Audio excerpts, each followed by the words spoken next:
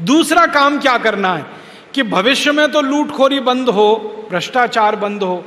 दूसरा काम यह करना है कि अब तक जो लूट लिया है इन्होंने वो भी वापस आए। 72,80,000 करोड़। और स्विट्जरलैंड के अलावा जो दूसरे देश हैं दुनिया में, वहां जो लूट कर रखा हुआ है वो करीब 35 लाख करोड़ है। दोनों मिला दें तो लगभग 110 लाख करोड़ रुपया हमारा लूटकर इन नेता और अधिकारियों ने विदेशी बैंकों में रखा हुआ है। तो हम चाहते हैं दूसरा कानून ये बने इस देश में कि 62 साल आजादी के बाद जितना पैसा भारत से लूटकर बाहर के बैंकों में जमा किया गया वो वापस भारत में आए। तो आप बोलेंगे ये कैसे हो सकता है? इसके लिए एक कानून बनाना है। वो कानून क्या कहेगा? वो कानून सिर्फ इतनी सी बात कहेगा कि 15 अगस्त 1947 के बाद जो भी धन भारत के नागरिकों का लूट के माध्यम से विदेशी बैंकों में जमा हुआ है वो भारत का राष्ट्रीय धन है, वो भारत की राष्ट्रीय संपत्ति है, वो भारत की नेशनल प्रॉपर्टी है। कानून ये बनाना है। तो आप बोलेंगे इसका फायदा क्या है? फायदा इसका ये है कि राष्ट्रीय संपत्ति राष्ट्रीय बैंकों में ही जमा हो सकती है। अगर किसी धन को हम ये कहें कि ये हमारा राष्ट्रीय धन है तो वो या तो रिजर्व बैंक ऑफ इंडिया में जमा हो सकता है, या स्टेट बैंक ऑफ इंडिया में हो सकता है, या पंजाब नेशनल बैंक में हो सकता है, भारत के ही बैंकों में जमा हो सकता है। कानून ये है कि राष्ट्रीय धन राष्ट्रीय बैंकों में जमा होता है। हम चाहते हैं कि कानून ये बन जाए कि विदेशी बैंकों में जो जमा है वो राष्ट्रीय धन है, तो चुपचाप वहां से निकल के सब भारत की बैंकों में आके जमा हो जाएगा। आप पूछेंगे क्या वो देंगे जिन बैंकों में ये जमा है? हाँ वो देंगे, क्योंकि उनके बाप का धन नहीं है, हमारा है। वो देंगे। कैसे देंगे? उनके खिलाफ हमको मुकदमेबाजी करनी पड़ेगी। आप बोलेंगे कौन मुकदमा सुनेगा, कहां मुकदमा होगा? एक अंतरराष्ट्रीय अदालत होती है, जैसे अपने यहां सुप्रीम कोर्ट है ना, ऐसे ही दुनिया का एक सुप्रीम कोर्ट है, उसका नाम है अंतरराष्ट्रीय न्यायालय। कहां पर है? एक छोटा सा शहर है, उसका नाम है हेग। और ये हेग कहां पर है? नीदरलैंड नाम के देश में। वहां एक अंतरराष्ट्रीय न्यायालय है, वहां हमको मुकदमा करना है। मुकदमा इस बात के लिए कि 62 साल हमारे देश के बेईमान लोगों ने जो धन जमा किया है वो इन बैंकों में है, ये हमें वापस चाहिए और ये हमारा राष्ट्रीय धन है। तो अंतर्राष्ट्रीय अदालत हमारे पक्ष में फैसला देगी, क्योंकि अभी थोड़े दिन पहले ऐसा हुआ। आप बोलेंगे किसने किया, कौन था? अमेरिका नाम का एक देश है, वहां पर एक आदमी राष्ट्रपति बना है, उसका नाम है बराक ओबामा। अमेरिका के 250 साल के इतिहास में पहली बार एक काला आदमी राष्ट्रपति बना है। अमेरिका गोरे लोगों का देश है, लेकिन वहां एक काला आदमी राष्ट्रपति बन गया। कैसे हो गया? गोरे लोगों में काला आदमी राष्ट्रपति। काले लोगों के वोट अमेरिका में सिर्फ 15% हैं, गोरे लोगों के वोट 85% हैं, फिर भी गोरे लोगों ने काले आदमी को जिता दिया। कारण जानते हैं? उसने वायदा किया था अमेरिका के लोगों से। उसने वायदा किया था कि मैं अगर राष्ट्रपति जीत कर आया तो सबसे पहला कानून बनाऊंगा, अमेरिका में जो भ्रष्टाचारी नेताओं ने धन अमेरिका का लूटकर विदेशी बैंकों में रखा है इसको वापस लाऊंगा। अमेरिका के लोगों ने जिता दिया उसको, और इतने वोटों से जिताया जो 250 साल का इतिहास टूट गया अमेरिका। वो जीत के आ गया। जीत कर आकर उसने सबसे पहला कानून यही बनाया अपने देश में। आपको मालूम है, जैसे भारत में भ्रष्टाचारी नेता हैं, अमेरिका में भी हैं। बस अंतर इतना है कि अमेरिका में भ्रष्टाचार करने वाले नेता बहुत बड़ा करते हैं, हमारे थोड़ा छोटा छोटा करते हैं। उनके यहां जब नेता लूटते हैं ना, अरबों डॉलर में लूटते हैं। 1-1 अरब डॉलर, 2-2 अरब डॉलर, 10-10 अरब डॉलर। 1 अरब में 100 करोड़ होता है। हमारे यहाँ नेता लूटते हैं लाखों और करोड़ों में, वो अरबों में लूटते हैं। भ्रष्टाचार वहां भी है, यहां भी है, बस लूट के क्वालिटी में अंतर है, यहां कम है, वहां ज्यादा। तो उसने, ओबामा ने कहा कि मैं आऊंगा तो ये भ्रष्टाचार का धन वापस लाऊंगा। लोगों ने जिता दिया। जीतने के बाद उसने संसद में कानून बना दिया। जैसे ही कानून बना, 15 दिन के अंदर स्विट्जरलैंड की बैंकों में अमेरिका के भ्रष्टाचारी नेताओं का जितना धन था वो सब अमेरिका ने वापस ले लिया, सारा धन वापस ले लिया। थोड़े बार क्या हुआ, स्विट्जरलैंड की सरकार ने आनाकानी की, नहीं देंगे, आप क्या कर लोगे। तो उसने एक ही काम किया कि मैं क्या कर लूंगा ये बताता हूं अभी। उन्होंने कहा इराक और अफगानिस्तान 2 देशों को तबाह कर दिया है, स्विट्जरलैंड को भी कर सकता हूं। डर गए स्विट्जरलैंड वाले। और स्विट्जरलैंड के पास तो फौज नहीं है, आर्मी नहीं है। अमेरिका ने कहा एक ही मिसाइल छोड़ूंगा और ध्वस्त हो जाएगा, सोच लो। धमकी दी, दादागिरी की। स्विट्जरलैंड ने तुरंत सरेंडर कर दिया, सब पैसा उनको वापस दे दिया। मेरा ये कहना है कि अगर अमेरिका ने ये कर लिया तो हम भी कर सकते हैं। क्यों नहीं कर सकते? हम उनसे कोई कम है क्या? बराक ओबामा काला आदमी है, हम भी काले हैं। उसकी 2 आंखें अपनी भी 2 ही हैं, उसके 2 काने अपने भी 2 ही हैं। उसको जितनी अकल और बुद्धि है उतनी अपने पास भी है, क्यों नहीं कर सकते? और जब उसने करने का संकल्प किया तो भगवान ने भी मदद की उसको, इतने बड़े वोटों से जिताकर राष्ट्रपति बना दिया। हम संकल्प करेंगे तो भगवान हमारी मदद नहीं करेगा? करेगा। तो हम भी कर सकते हैं। और हमारे पास ये करने के 4 रास्ते हैं। पहला रास्ता है कि अपनी संसद से कानून बनाएं हम और इस धन को राष्ट्रीय संपत्ति घोषित करें, सारा पैसा वापस आ जाएगा। क्यों? स्विट्जरलैंड में और दुनिया के दूसरे देश की बैंकों में कानून है कि किसी भी देश की राष्ट्रीय संपत्ति उसी देश की राष्ट्रीय बैंक में ही जमा होती है, दूसरी बैंकों में नहीं हो सकती। तो ये कानून की मदद मिलेगी। दूसरा रास्ता ये है कि हम भी दादागिरी करें, और कर सकते हैं। स्विट्जरलैंड तो छोटा सा देश है, 70-80 लाख की आबादी है। अगर हम दादागिरी पे ही उतर आए और 115 करोड़ हिंदुस्तानी खड़े होकर पेशाब भी कर दें तो स्विट्जरलैंड तो बह जाएगा उसमें।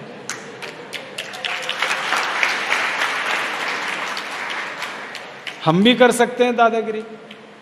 हमारे पास 14 लाख की तो हमारी आर्मी है, फिर वायुसेना है, फिर जल सेना है, तो हम भी कर सकते हैं।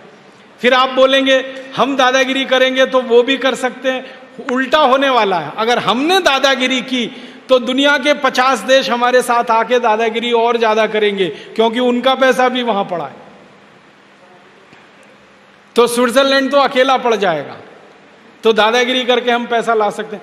तीसरा रास्ता अपने पास है, अंतर्राष्ट्रीय अदालत में मुकदमा कर सकते हैं और हम इसे सिद्ध कर सकते हैं कि इन नेताओं ने कैसे लूटा ये पैसा। वो फैसला हमारे पक्ष में आ सकता है। और चौथा और आखिरी रास्ता ये है, जिसको भारत सरकार ने कहा है कि हम करेंगे, हम स्विट्जरलैंड की सरकार से ही बात करें और उन्हीं को कन्विंस कर दें, तो भी ये पैसा आ सकता है। ये चारों रास्ते हमको अपनाने हैं। पहला रास्ते पर अभी हमने चलना शुरू किया है। भारत की सरकार स्विट्जरलैंड की सरकार से बात करे और पैसे को वापस लाने की व्यवस्था करे। तो इसके लिए स्वामी जी ने ऐलान किया था चुनाव के पहले। आपको याद है कि जो नेता, जो पार्टी इस काम को करेगा उसको आशीर्वाद मिलेगा। तो आपको याद है कुछ नेताओं ने घोषणा की। किस किस ने की?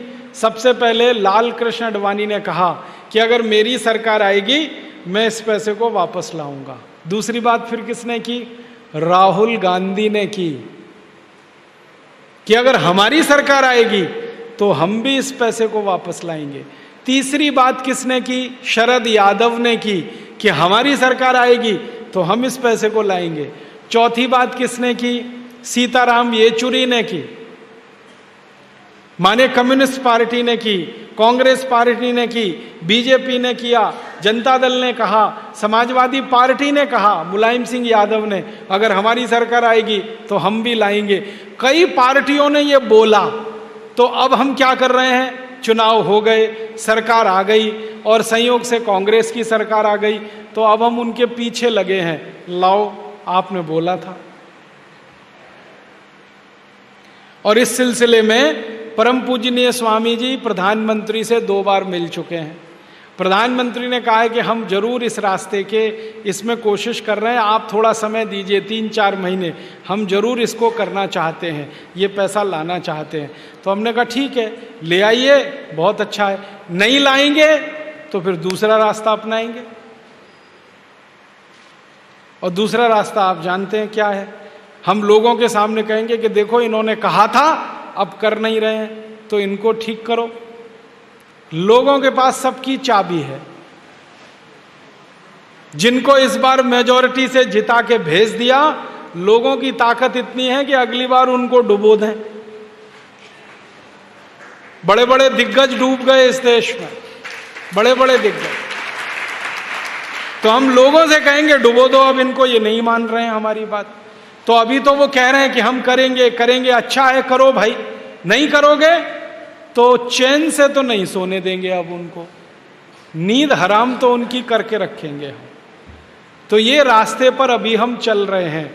धीरे धीरे उम्मीद है कि शायद इसी रास्ते पे चल के काम हो जाए, लेकिन इसके लिए करना क्या पड़ेगा, लोगों की ताकत हमारे साथ होनी चाहिए। जब भारत के प्रधानमंत्री से परम पूजनीय स्वामी जी बात करें तो प्रधानमंत्री को पता होना चाहिए कि ये अकेला आदमी नहीं है, करोड़ों लोग इसके साथ में हैं। वो ताकत आप हमारी बनेंगे।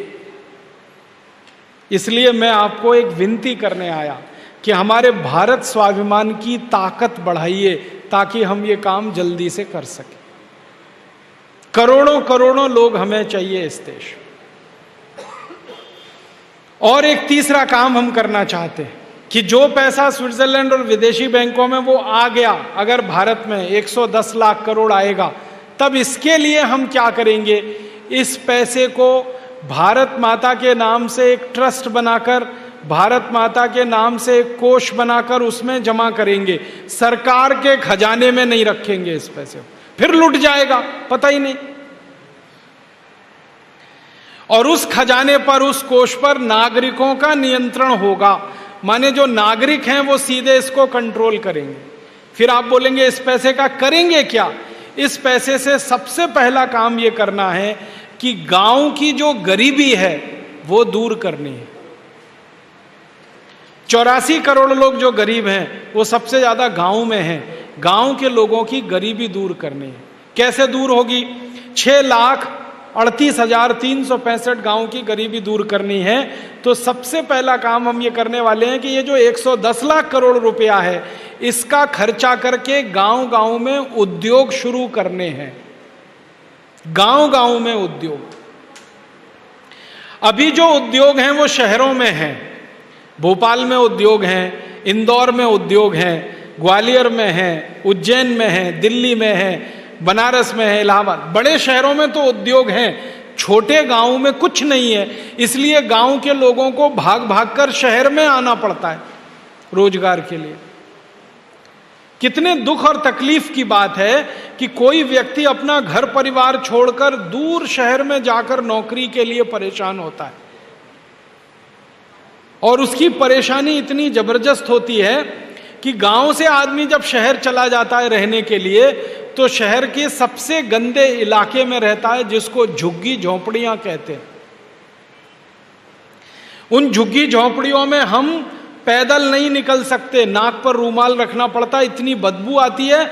वहां हमारे गांव के लोगों को रहना पड़ता है सालों साल नौकरी की तलाश में, रोजगार की तलाश में। हम इसको उल्टा करना चाहते हैं। नौकरी और रोजगार के लिए किसी को गांव से भागकर शहर नहीं जाना पड़े, गांव में ही सबको रोजगार मिले, ऐसी व्यवस्था करना चाहते हैं। तो आप बोलेंगे गांव में क्या क्या उद्योग हो सकते हैं? गांव में बहुत उद्योग हो सकते हैं। जैसे मैं नाम के लिए बताऊं, गेहूं पैदा होता है गांव में कि शहर में? गांव में। गेहूं पैदा होता है तो उस गेहूं का आटा भी बन सकता है गांव में? नहीं बन सकता। जो शहर में आटा बनाने की चक्कियां लग सकती हैं, फ्लोर मिल लग सकती है, वो गांव में भी लग सकती है? नहीं लग सकती।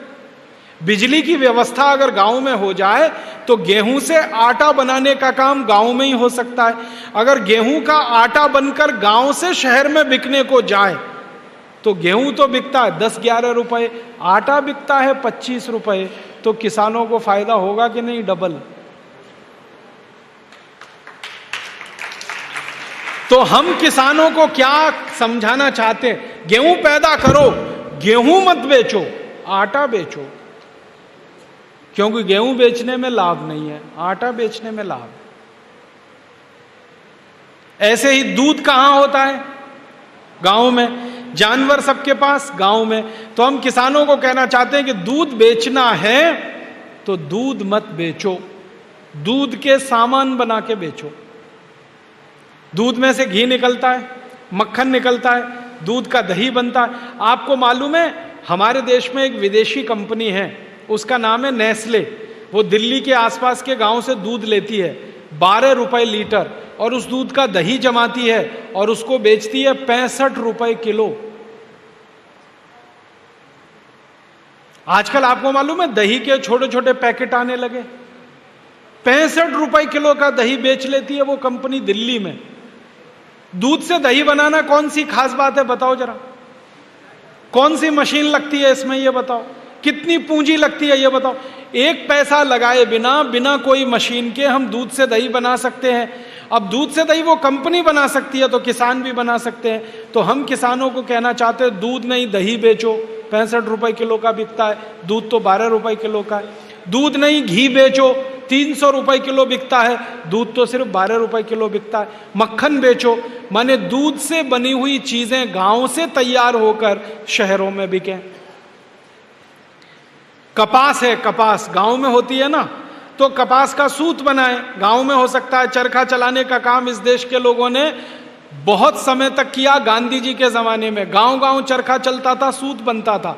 वो सूत से कपड़ा गांव में तैयार हो तो कपास ना बिके गांव से जाकर, कपड़ा बिके गांव से जाकर। कपास बिक जाती है 10-12 रुपए में, और उसी से कपड़ा तैयार करें और वो बेचें, वो बिकता है 70-80 रुपए में। मतलब मेरे कहने का यह है कि जो कच्चा माल गांव में तैयार होता है वो सीधे गांव से बाहर ना बिके, पक्का माल वो गांव में ही बने। तो मैंने इसकी एक सूची बनाई तो पता चला 100 उद्योग हर गांव में लग सकते हैं। 100 कपड़ा बनाने का, दूध से दही बनाने का, गेहूं का आटा तैयार करने का, मसाले तैयार करने का, तेल तैयार करने का। सरसों तो गांव में ही होती है ना, तो तेल गांव में निकल सकता है, तेल के डिब्बे बन बन के शहर में बिक सकते हैं। तो 100 ऐसे उद्योग हर गांव में लग सकते हैं। और हर गांव में 100 उद्योग लग गए तो फिर बताओ रोजगार मिलेगा कि नहीं, बेकारी खत्म होगी कि नहीं? और जिसका रोजगार पक्का हो गया, जिसकी बेरोजगारी खत्म हो गई, उसकी गरीबी भी खत्म हो जाएगी। तो ये जो 110 लाख करोड़ रुपए हमें लाना है विदेशी बैंकों से, इस पैसे को गांव गांव के उद्योग लगाने के लिए खर्च करना है।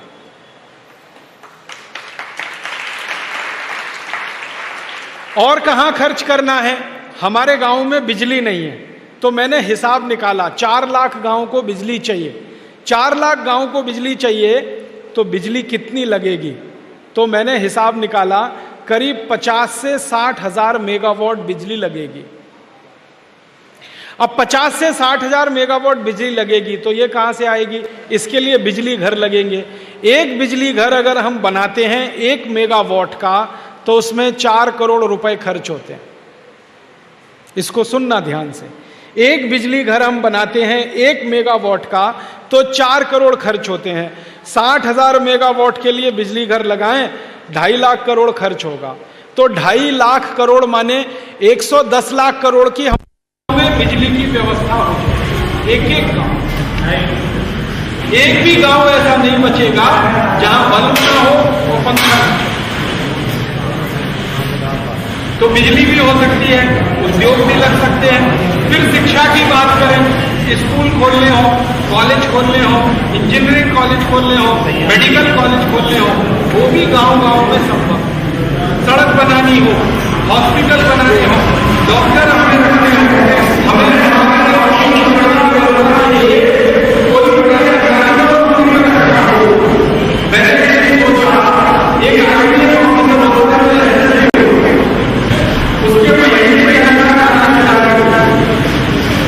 ठीक है, हम तो हिंदुस्तान के हर गांव में एक आईपीएस ऑफिसर नौकर रख सकते हैं, इतने पैसे अपने पास हैं गांव की सुरक्षा के लिए। आईपीएस ऑफिसर नौकर बन के रहेगा क्योंकि उसको 40,000 चाहिए। तो 110 लाख करोड़ तो इतनी बड़ी रकम है। एक दिन मैंने सोचा इस पूरी रकम को हम भारत के गांव पे खर्च कर दें तो ये 2 बार पूरी रकम खर्च हो सकती है और 2 बार भारत के एक एक गांव को सोने का गांव बना सकते हैं, समृद्धशाली, वैभवशाली, गौरवशाली बना सकते हैं। मैं सीधा ही हिसाब बताता हूं, 110 लाख करोड़ का सोना खरीदे ना, सोना, तो इतना सोना आता है कि 6,38,365 गांव की एक एक सड़क पर सोना बिछा सकते। इतनी बड़ी रकम है। तो गरीबी, भुखमरी, बेकारी सब खत्म हो सकता है अगर ये धन वापस आ जाए। तो अपने को यही काम करना है। इसी के लिए स्वामी जी ने अभियान शुरू किया है। अब आप बोलेंगे जी हम क्या करें, आप इसमें हमारी मदद करो। बिना आपकी मदद के ये काम नहीं हो सकता। अगर हो जाता तो मैं हरिद्वार से 2000 किलोमीटर चल के पिपरिया नहीं आता, वहीं बैठ के कर लेते ना हम ये काम। तो हरिद्वार से दिल्ली तो नजदीकी है ना, दिल्ली में बैठते ये काम करा लेते। हमें मालूम है नहीं होता। ये कब होगा, जब आपके जैसे करोड़ों करोड़ों लोग हमारी ताकत बन जाएंगे, फिर ये काम हम कराएंगे या फिर ये काम होगा। तो आप हमारी ताकत बनो। तो आप कहेंगे इसके लिए क्या करें, इस भारत स्वाभिमान के आप सदस्य हो जाओ, हमारी ताकत बढ़ जाएगी। इसके लिए सदस्यता फॉर्म बना हुआ है, आप ले लेना, स्थानीय समिति के पास है, वो भर के इनको दे देना। फिर क्या होगा, आप जब सदस्य हो जाएंगे तो फिर आपका प्रशिक्षण होगा, ट्रेनिंग होगी। वो ट्रेनिंग हरिद्वार में भी होगी और यहाँ भी होगी। हरिद्वार में ट्रेनिंग के लिए आपको बुलाएंगे तो स्वामी जी खुद ट्रेनिंग देंगे, यहाँ होगी तो मैं देने के लिए आऊँगा। ट्रेनिंग दे के आपको हम तैयार करेंगे और आप जब तैयार हो जाएंगे तो आप भी मेरी तरह से गांव-गांव जाएंगे और लोगों को ये बात समझाएंगे। और ज़्यादा लोगों को जब ये समझ में आएगी और ताकत बढ़ेगी तो सरकार तो झक मार के वही करेगी जो हम करवाएंगे। आपने एक वाक्य सुना है, कलयुग में सबसे बड़ी शक्ति संगठन में होती है। सतयुग जब होता था ना, सतयुग, राम जी का युग, तब सबसे बड़ी शक्ति राजा में होती थी, राज्य व्यवस्था में होती थी। कलयुग में सबसे बड़ी शक्ति संगठन में होती है। तो अभी कलयुग चल रहा है, सतयुग नहीं है। तो इस कलयुग के हिसाब से हमें संगठन की शक्ति बढ़ानी है और वो शक्ति की मदद से ये काम कराना है। आप मदद करेंगे? बहुत अच्छा। अगर आप मदद करेंगे तो मुझे भरोसा है, अगर पिपरिया जैसे छोटे गांव में लोग मदद करेंगे तो बड़े शहरों में भी मदद करेंगे। तो आपकी एक मदद तो ये चाहिए कि आप हमारे संगठन के सदस्य बने जल्दी से जल्दी। फिर आपकी ट्रेनिंग के लिए या तो हरिद्वार बुलाएंगे आपको, नहीं तो यहीं पर ट्रेनिंग देने के लिए मैं आऊँगा या हमारे दूसरे सहयोगी आए। दूसरी एक मदद और कर दीजिए आप। दूसरी क्या मदद कर दें? अपने देश की हालत बड़ी खराब है, मैंने कहा गरीबी, भुखमरी, बेकारी। एक और बुरा हाल है अपने देश का, वो भी सुना दूं आपको। अपने देश पे कर्जा बहुत हो गया है, बहुत कर्जा हो गया है। कारण क्या है? नेता इतने हरामी हैं, सब पैसा लूट लेते हैं, विदेशी बैंकों में जमा कर देते हैं, देश चलाने के लिए पैसा बचता ही नहीं है। तो थोड़ा बहुत जो देश का काम होता है ना, वो सब कर्जे से होता है। कर्जा बहुत हो गया। जब हम आज़ाद हुए थे 15 अगस्त 47 को, तो 1 पैसे का कर्ज नहीं था हमारे ऊपर। अब 34 लाख करोड़ रुपए का कर्जा हो गया। एक एक हिंदुस्तानी पर लगभग 33,000 रुपए का कर्जा है, एक एक हिंदुस्तानी पर। इस कर्जे से देश को मुक्त कराना है। नहीं तो देश डूब जाने वाला है इसमें। ये कर्जा हमने लिया है विदेशों से बहुत सारा, अब इसमें ब्याज देना पड़ता है। ब्याज के लिए लाखों करोड़ों रुपए लगते हैं, वो आपसे टैक्स के रूप में सरकार लेती है और देती है। अब इसकी समस्या क्या है ना, जैसे जैसे कर्ज बढ़ता जाता है हमारे देश का जो रुपया है ना, इसका दाम गिरता जाता है। ये समस्या है। पहले हमारा जो 1 रुपया था ना, वो अमेरिका के $1 के बराबर था 1947 में। 1 रुपया भारत का और अमेरिका का $1 दोनों बराबर थे, क्योंकि हमने कर्ज नहीं लिया था। अब कर्ज इतना हो गया है कि 50 रुपया अमेरिका के $1 के बराबर है। आप बोलेंगे ये रुपए की कीमत क्यों गिरती है कर्ज गिर लेने से? जो कर्ज देने वाला देश है अमेरिका और यूरोप, ये हमारे ऊपर शर्त लगाते हैं। जब हम उनसे कर्जा मांगते हैं कि कर्जा दे दो, तो कहते हैं तुम्हारे रुपए की कीमत कम करो तब देंगे। उनका क्या स्वार्थ है? उनका स्वार्थ ये है कि वो कर्जे में हमको $1 देते हैं, तो 1 रुपया $1 के बराबर है। जब कीमत गिर जाती है तो 50 रुपया हो जाता है, तो बदले में हमें उनको 50 रुपया देना पड़ता है, इसलिए उनको रकम ज्यादा मिलती है, इसलिए उनका स्वार्थ है। तो वो रुपए की कीमत गिराते हैं, तो कीमत बहुत गिर गई है, 50 रुपया $1 हो गई है। अब इसमें बड़ा नुकसान हो रहा है देश को। नुकसान क्या हो रहा है? हम अमेरिका को कोई माल बेचें तो सस्ता बिकता है, हम अमेरिका से कोई माल खरीदें महंगा पड़ता है।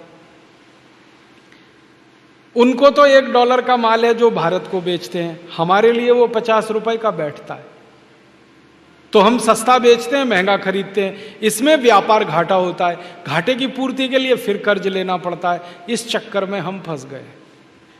तो इसमें आप और एक मदद कर दो देश की। आप बोलोगे जी क्या मदद करें? आप ऐसे सोचो कि अपने घर पे कर्ज हो जाए तो क्या करते हैं। हमारा घर कर्जे में डूब गया, अब क्या करेंगे?